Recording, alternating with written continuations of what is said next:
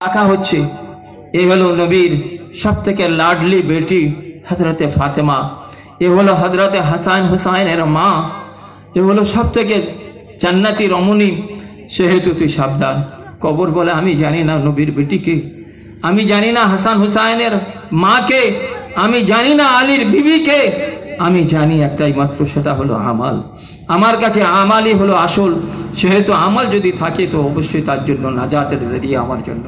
সেই জন্য ভাই আমরা যে যাই হই না কেন, আমরা নিজেরা সেইভাবে আল্লাহর হুকুমকে পাবন্দির সঙ্গে মজবুতির সঙ্গে গাফলাত অলসতাকে ত্যাগ করে যে যে অবস্থায় আছি, কোনো অবস্থাতে নামাজ মাপ নেই, কোনো অবস্থাতেই নামাজ মাপ নেই, কোনো অবস্থাতে আল্লাহর হুকুম আহকামের শরীর বিধানকে তরক করে নিজের মন মানি চলার অধিকার নেই। তাই আল্লাহ তাবারক তাআলা আমাদের সবাইকে কবুল করে নিন।